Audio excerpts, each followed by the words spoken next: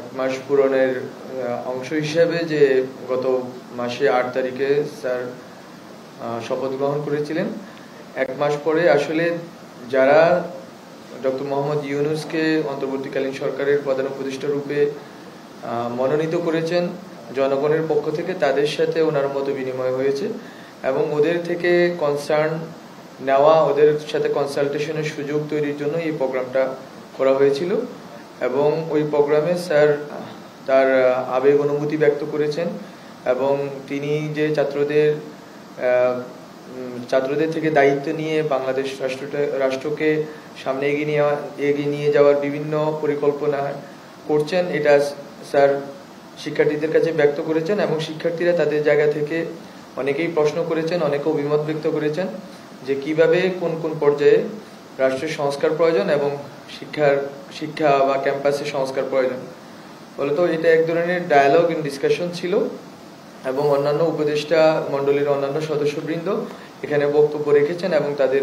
জায়গা থেকে তাদের অনুভূতি এবং তাদের কারো কারো নিজস্ব প্রস্তাবনাও ছিল, ব্যক্ত করেছেন কিভাবে তারা বাংলাদেশ রাষ্ট্রটাকে তাদের রেসপেক্টিভ ডিপার্টমেন্ট অথবা রেসপেক্টিভ মিনিস্ট্রি থেকে চালিত করতে চান, এটাও তারা ব্যক্ত করেছেন। এছাড়া স্যার এখানে যারা উপস্থিত ছিলেন তাদের মতামতের ভিত্তিতে স্যার অনেকগুলো সরকারের বা রাষ্ট্রের অনেকগুলো পয়েন্ট অফ ভিউ স্যার বর্ণনা করেছেন। তো এটা একটা ডিসকাশন মূলত ছিল, যেটা স্যারের ডক্টর মোহাম্মদ ইউনূস স্যারের একটা লেজিটিমেসি যেই অংশ যারা দিয়েছেন যে ছাত্র জনতা, তাদের পক্ষ থেকে উনি তাদের সাথে কথা বলে তাদের বক্তব্য তাদের পক্ষ থেকে তিনি এই জিনিসটাকে রিটারেটেড করা হয়েছে এবং তাদের কনসার্নগুলো নিয়ে উনি সামনে কিভাবে যাত্রা পথে এগোবেন এটা সম্বন্ধে উনি ওনার বক্তব্য রেখেছেন। এতটুকুই ছিল আজকের জন্য। আর আজকে অনেক ক্যাম্পাস থেকে ঢাকা শহরের এবং ঢাকা শহরের আশেপাশের অনেক ক্যাম্পাস থেকে ছাত্ররা এসেছেন, নিয়ারলি 150 জন ছাত্রছাত্রী এসেছেন এবং এখানে সমন্বয়ক শুধু নয়, অন্যান্য যারা সমন্বয়কের বাইরে অনেকে হয়তো রাজপথে অনেক ভূমিকা রেখেছিলেন, তাদেরকে আনা হয়েছিল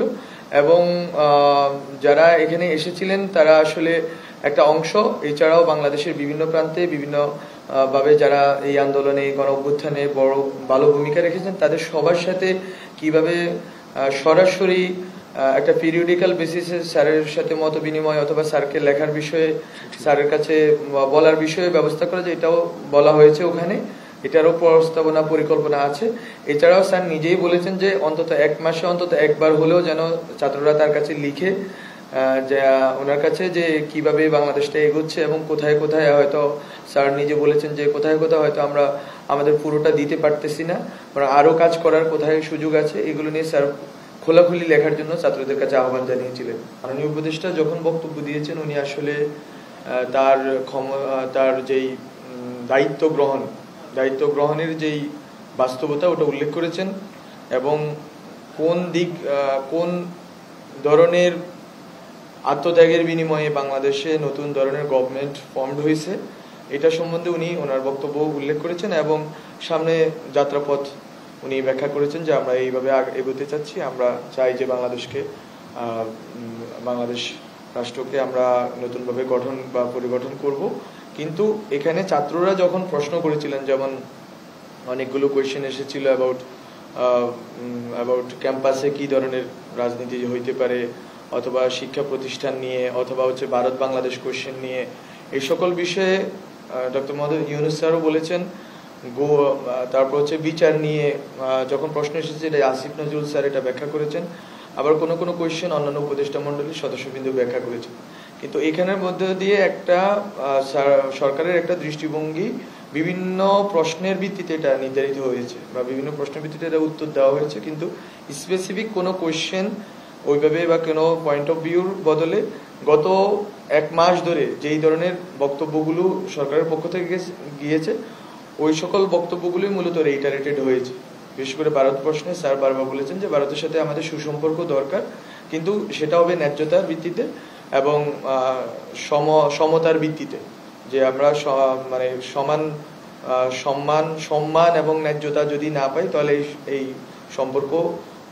প্রতিবেশীর সাথে সম্পর্ক রাখার বিষয়টা স্যার বলেছেন এবং স্যার বলেছেন যে সার্ক যে সংস্থা আছে এই সংস্থা পুনর্জীবনের জন্য স্যার চেষ্টা করবেন। তো এই বিষয়গুলো আর এসেছে যেমন তেমনি ভাবে বিচারের ক্ষেত্রে কি কি পদক্ষেপ নেওয়া হয়েছে অথবা শহীদদের ব্যাপারে ফাউন্ডেশনের বিষয়টা স্যার আবারও ব্যক্ত করেছিলেন যে ফাউন্ডেশনের কাজ দ্রুত এগুচ্ছে এবং ওইটার মাধ্যমে শহীদ ফ্যামিলিগুলোর বা আহত যারা আছে তাদের পুনর্বাসন এবং তাদের বিভিন্ন রাষ্ট্রীয় সুবিধা অথবা সম্মানের ব্যবস্থার বিষয়ে স্যার বক্তব্য দিয়েছেন। এছাড়াও অনেকগুলো বিষয় আলোচিত হয়েছে। ফলত পয়েন্ট অফ ভিউ বলতে স্যার গত এক মাসে রাষ্ট্রীয় মানে এই দায়িত্ব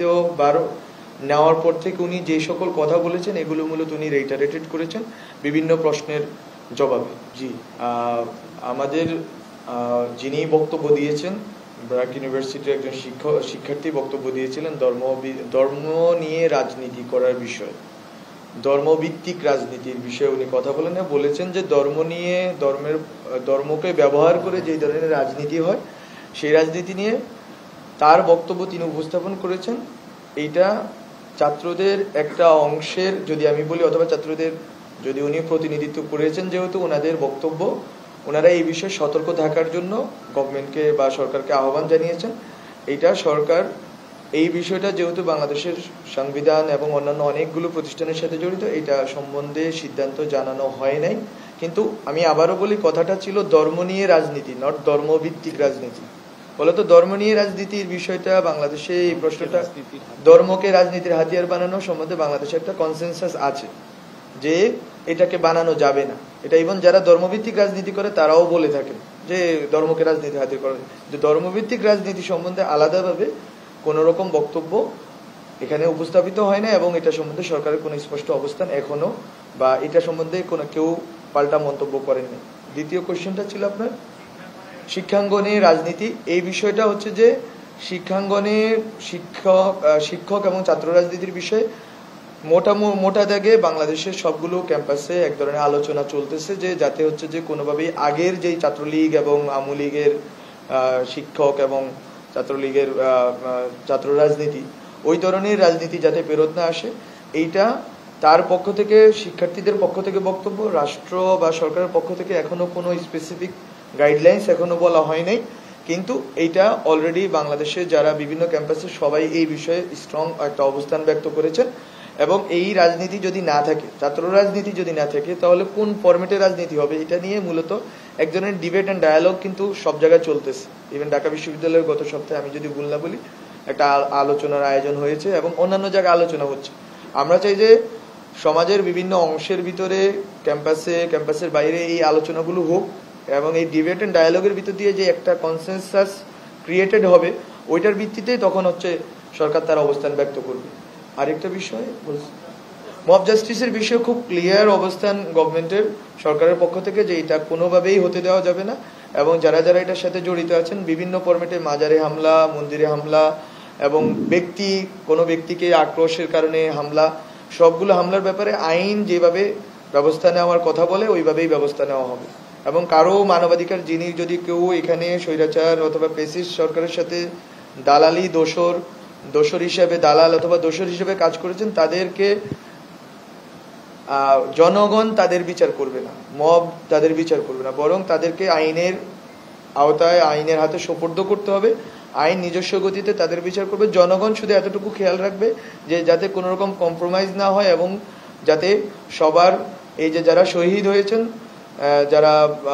আহত হয়েছেন তাদের সাথে কোনো ধরনের বেইমানি না হয়। এই ক্ষেত্রে সরকার যথেষ্ট কঠোর হস্ত এখনো এবং বিভিন্ন পদক্ষেপ নেওয়া হচ্ছে, আগামীতে আরও বিভিন্ন পদক্ষেপ নেওয়া হবে যাতে আইনগতভাবে যারা এই পারপেট্রেটরস আছে ওদের বিচার করা যায়।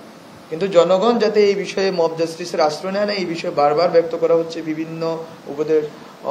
কয়েকজন উপদেষ্টা এটা নিয়ে বলেছেন, আমরা নিজেরাও বলছি, অনেকেই বলার চেষ্টা করছেন। ফলত এখানে সরকারের অবস্থান অনেকদিন আগে থেকেই স্পষ্ট। এই প্রোগ্রামটাতে বেসিক্যালি আপনারা যদি খোঁজ দেন হাসনাত সার্জিস সহ শুরু করে যারা মানে একটু যাদেরকে চিনেন আপনারা ওদের অধিকাংশই ছিল না, ওরা দেশব্যাপী একটা সফরে আছে বরং ছিল যারা এতদিন কোনো না কোনো ফরম্যাটে মানে এই যে আপনি যেটা বলতেছিলেন ডিপ্রাইভ ফিল করতেছিল অথবা এক্সক্লুডেড ফিল করতেছিল, ওরাই মূলত আজকে ওদের অধিকাংশকে আজকে অ্যাকোমোডেট করার চেষ্টা করা হয়েছে। এবং আমরা আজকে ওদেরকেও বলছি যে পুরা বাংলাদেশে আরো যারা মনে করতেছে যে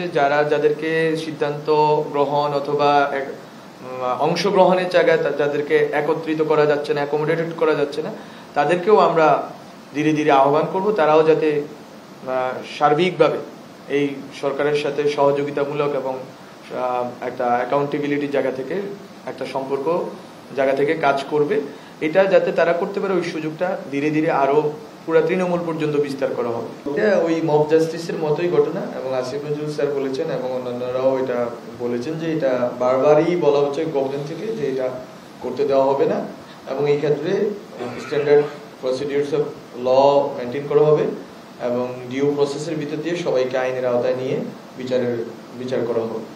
এভাবে হোলসেল মামলা এবং এক মামলাতে অনেকজনকে নিয়ে আসা এবং পার্সোনাল ভেন্ডেত্তার কারণে কাউকে মামলা দেওয়া, এগুলো কোনোভাবে গ্রহণযোগ্য হচ্ছে না বা হবে না। আর দ্বিতীয় যে কোয়েশ্চেনটা করেছেন যে আপনার বিশ্ববিদ্যালয় ক্যাম্পাস খোলা নিয়ে অথবা ক্যাম্পাসে কিভাবে শিক্ষা কার্যক্রম শুরু হবে, এ বিষয়ে আজকে কোনো আলোচনা হয়নি। বাট আমরা দেখতে পাচ্ছি যে ঢাকা বিশ্ববিদ্যালয়ে বিসি মহোদয় বলেছেন যে 22শে সেপ্টেম্বর থেকে হয়তো বিশ্ববিদ্যালয়ের নিয়মিত কার্যক্রম শুরু হবে। তো আশা করি অন্যান্য বিশ্ববিদ্যালয়গুলিতে দ্রুতই প্রশাসন ঢেলে সাজানো হবে এবং শিক্ষা কার্যক্রম শুরু হবে।